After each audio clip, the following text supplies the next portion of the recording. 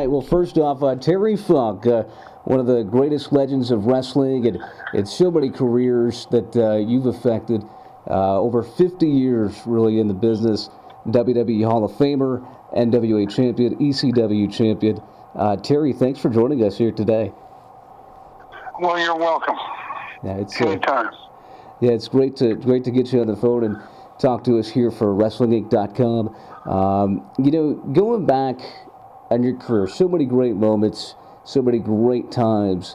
When you look back on it now, and being in the Hall of Fame and several Halls of Fame, what is the significance for you now, looking back and really reflecting on your career and how much impact you made?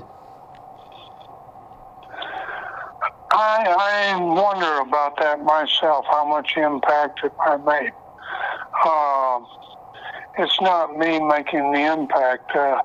Who makes the impact and determines what wrestling is going to be and where everyone evolves to, including myself, is a paying customer. And what turns the turnstile is what wrestling becomes. And we always have to remember that. Mm-hmm. Yeah, and no question about that. And certainly you hear those stories of, the fans really are the ones that really change the duration and the time of the product. And, they direct it. Wrestling does not direct itself. Mm-hmm. It is directed by them, mm-hmm. and what they will accept. Mm-hmm. And Terry, I had to ask you this question. I mean, considered really the original, other than maybe the Sheik, one of the first pioneers in hardcore wrestling style, which is kind of what you're known for. What made you decide that, this is my version, my brand of the wrestling product? Well, that actually began with me. It didn't begin there. But basically it became necessary in Japan. And the reason why was because I separated from the All Japan Wrestling Association, and I went to another group. And that other group is, I knew what was necessary to make it successful, because we didn't have the national television that the All Japan had over there, or New Japan had. We had nothing. Mm-hmm. All we had is a newspaper, so a picture is worth 1,000 words. So mm-hmm. I guess that's where that's what determined my style and what I did, because it was a survival situation. Mm-hmm. And it was the same here with ECW. Right, yeah. And I know that... So I had to come up with something, mm-hmm. so the best thing was that, Mm-hmm.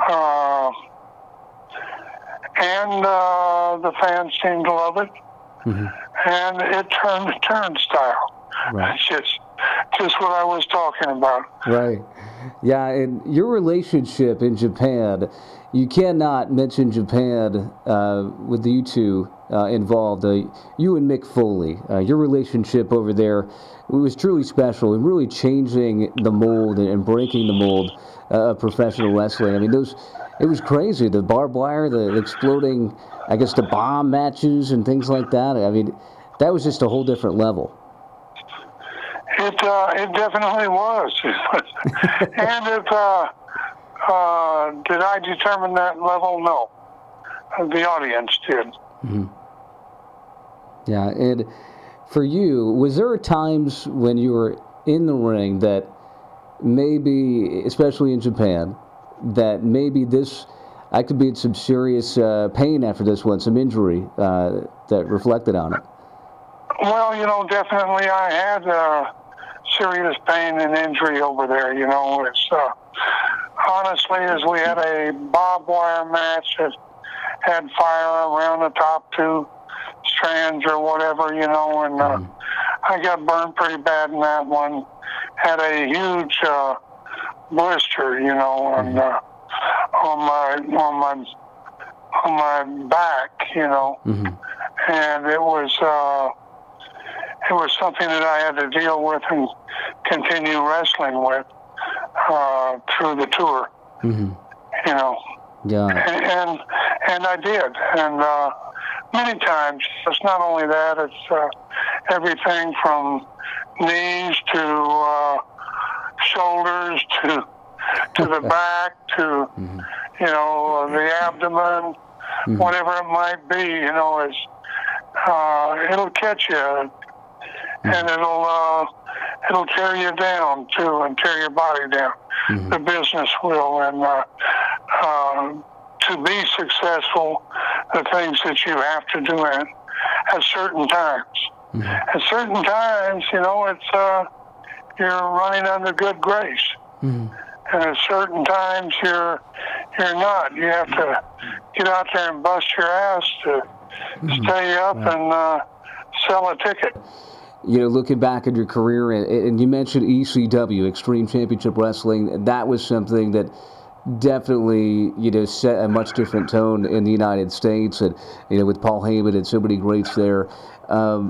ECW, I mean, people said that you were really one of the driving forces, I mean, one of the champions there as well, to get that off the map. And I remember watching this interview you did, I think it was about Mick Foley and, you know, about giving others the proverbial rub, so to speak. Was that something with ECW that maybe you wanted to do, or was it just that you wanted to prove that? Well, the main thing, yes, it was. And the thing that I wanted to prove and the thing that I felt that was necessary to prove, and I had to help with some great people too. Paul Heyman was one of them. That we had to compete with the greatest there was in the business at that time, and that was a New York office, and we did more than compete. We didn't surpass him, but we damn sure were out there, and they knew we were there. Yeah, and no doubt about that. Those matches, to this day, still have a lasting impact on anyone who sees them for the first time. And I didn't want to skip over this important rivalry in your career, other than the fact that you're winning the NWA Championship in 1975 over Jack Briscoe, but also Ric Flair. I mean, you guys, it was just this old-fashioned, gritty rivalry. 1989, I still remember the bag incident, where, you know, putting Ric Flair with a plastic bag, and then pile driving him outside some hardcore wrestling in WCW. He deserved all of that. You guys just tore it up. He deserved it. He deserves it. I cannot remember all of the, you know, as we had some great ones on TV, you know, at the time that just produced fantastic ratings, you know, overall, you know, and I know that I wrestled Rick in an I Quit match, you know, and that was that had a few bones in it that I didn't like. It wasn't Rick so much; it was the promotion of people in power at that time, you know, and they were bound and determined that Terry Funk wasn't going to survive. Right. You know? And they definitely retired me and had a retirement match that I didn't even know about. Right. That they had advertised on television. And I never did really appreciate that very much. That was always a thorn in my side, believe me. Yeah, and did you happen to see Ric Flair's movie that just came out on ESPN, the 30 for 30, about his life? No, I didn't. No, it just came out literally about a week and a half ago, and talked about his career and his ups and downs and his struggles. And obviously being a professional wrestler isn't, you know, if it was easy, everybody would do it, so to speak. And what was the key? I mean, obviously those rivalries certainly kept you going, certainly with Rick and many others, but what was the key to your longevity in the business? I think I just read something. You were in the ring over the summer. Yes, I was. At 73. Probably will be there in the fall. And hopefully the next summer and the next one following that. I'll still be having my last matches. Right. Now, what was the other question you asked? Yeah, I guess. What... Yeah, I got lost on that. No, that's fine. I love it. You blew me away on that question. Yeah, I love seeing it because there's a certain time period in wrestling of that age that a lot of performers, I mean yourself, Flair, Dusty Rhodes, so many who've really paved the way for what it is today. But I guess my question was, what was the key to your longevity? What's been the key? The key to longevity for them and for me is truthfully, and this is very true, is wrestling is wrestling. It's what it is. And there is tremendous competition in it as to who is the best and who is on top and who is considered a superstar at any time. And that's what it is. That's what the great drive in the business is. That's whenever it is you go out into that ring and say, that last guy had a goddamn match, but let's see the son of a bitch follow this one. Yeah. You know, I mean, that is really the truth. That's what makes wrestling wonderful. Is that, you know, and I know that I used to watch every match. It didn't matter which one, from the preliminary to the main event. You would have guys that would copy your match from the night before. You know, and out of respect is why they copied it. Out of respect for you, it's because they admired you, because they liked what you did, you know. But I would have to watch them. I'd have to go out there and watch the whole damn show, because whenever, by the time I got ready to go in, you certainly had seen everything that had done the night before. You know? But that's a compliment. That's a compliment from them, and it never did bother me at all. I loved it. I loved that, the competitiveness of the business, and believe me, it was there. Everywhere. And it was, you know, it could get brutal at times, you know. Who could kiss the promoter's ass the best? You know, I tried not to kiss any ass. Hey, that's the truth. And one reason was those promoters' asses were too ugly. Hey, I think you proved it in the ring for years and years and decades, and you know, it's been a pleasure to watch your genesis and your, you know, evolution in the ring, and still be someone who's considered, you know, a guy who can go in the ring and entertain. And you know, that's a special thing for how long you've done it. Well, it's not an easy thing to go ahead and be an individual out on the road doing your own thing. It's a wonderful thing if you can do it. If you can do it, there's nothing better. Right. And or you can be a member of the WWE organization, and believe me, I'm not knocking it, because you can get rich a whole lot faster that way. Right. And and I advise the guys, I'll advise them, each and every one, that if you have a chance to go to New York, get your ass up there. Right, right. And Terry, just a couple more quick questions here for today. We thank you so much for joining us here on Wrestling. Well, you're welcome. It's been a lot of fun. And what's next for Terry Funk? What are the next plans for you? Being very serious with you, as serious as I possibly can, is I have a abdominal hernia, which I tore and had operated on, and it's not the easiest thing in the world to get over. Right. And I am going to go on down the road, but hopefully I can get over the damn thing. And I really comes a time whenever your family's out there, and they need you too. Right. And my family needs me. I'm not going to squeal out that this is my 23rd retirement or my real retirement.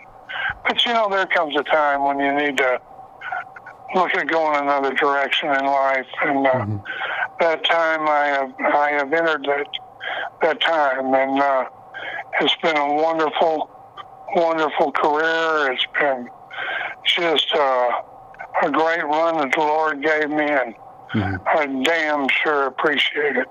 Wow. And thank Him for it, and for Him giving me the body and the ability to do what I have done for years. And Terry, well, it's been a true privilege and a pleasure to see you perform and entertain in the ring, from certainly the NWA days, the WWE. You were there several stints. ECW. ECW as well, and AJPW. Yeah, it's so amazing, and you know, and a bunch of others. Yeah, and everything else in between, you know, and yeah, everything else in between. And just two more quick things I wanted to ask you. You know, you made it into the WWE Hall of Fame 2009 alongside your brother, Dory Funk Jr., and yes, sir. It really was a special moment. I actually watched it last night when I got home, watched the speech you gave, and it was so touching.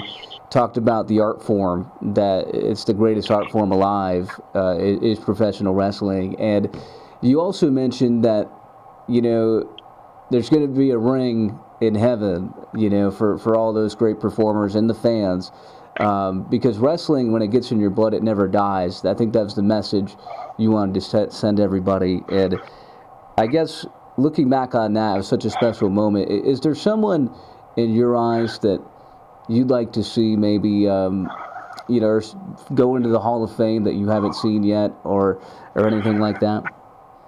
Yeah, I would like to see, and I'm so, you know, is the guys that go in the Hall of Fame are the winners, and the losers are the ones that put them in there. Right. And I would like to see some of the great losers through the years be in the Hall of Fame. I know that that's probably impossible, but you got to give those losers credit. Right. They make the winners. Right. So, in essence, the guys that put other guys over, in essence, right? In essence. Now, my last quick question is actually 1.5, I guess you would say. Is there something you'd like to see, maybe from the old days, be incorporated in today's wrestling? I know things have changed so much from an entertainment standpoint. Definitely, I would like to see, you know, I would like to see another Johnny Valentine. I always had tremendous respect for Johnny. I used to watch him and Wahoo McDaniels beat the crap out of each other, and totally beat the crap out of each other all night long. And he was special to me. He was a very physical form of wrestler. I would like to be not remembered. I'll never be Johnny. But I'll be Terry Funk, and I want to be remembered as a guy that was willing to go the distance as far as the physicalness inside of that ring. And that's what I think that's where I think the true masters are, is guys like my father, like Mike DiBiase, that could go grab an arm bar and keep you interested for an entire 45, 50 minutes. And that was wrestling. And I still to this day is, I don't like so much the premeditated in wrestling. I like just what comes up and what happens. Basically, any final thoughts or observations, Terry, that you'd like to share with us about your career and what made it special? Because really, to be perfectly honest with the whole thing here tonight, is you've really created a career and had a career that nobody else has had in professional wrestling.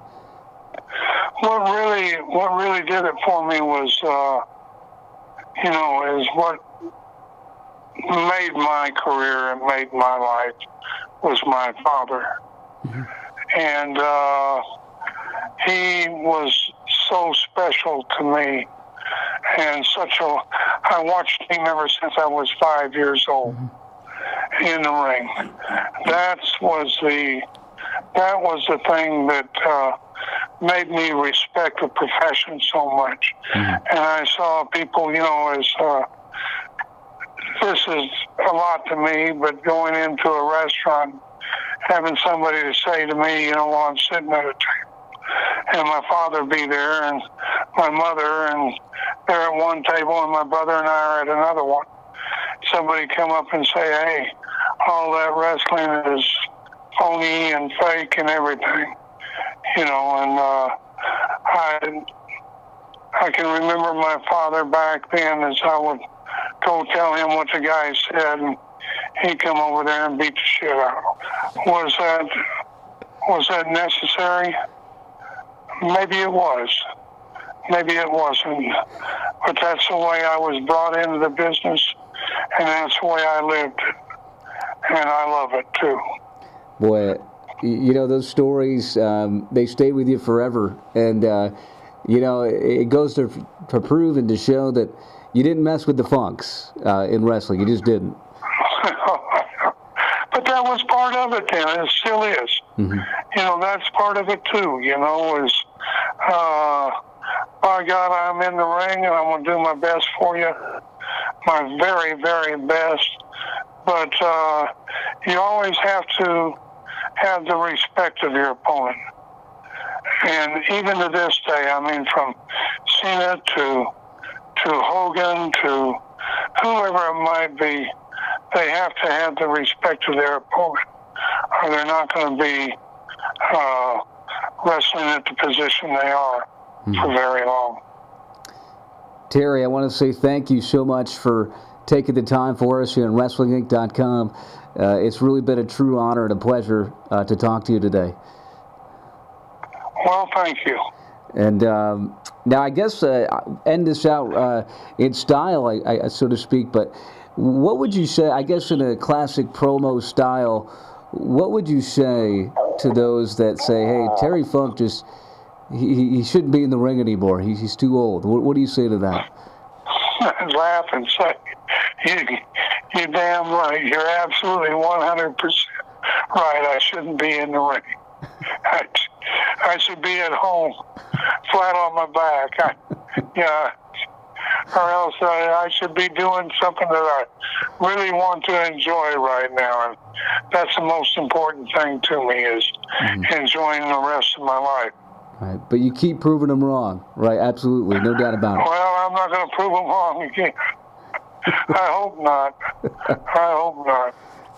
Well, Terry, I'm going to do my sing out here of the interview, and I'll kind of hang up there in a second.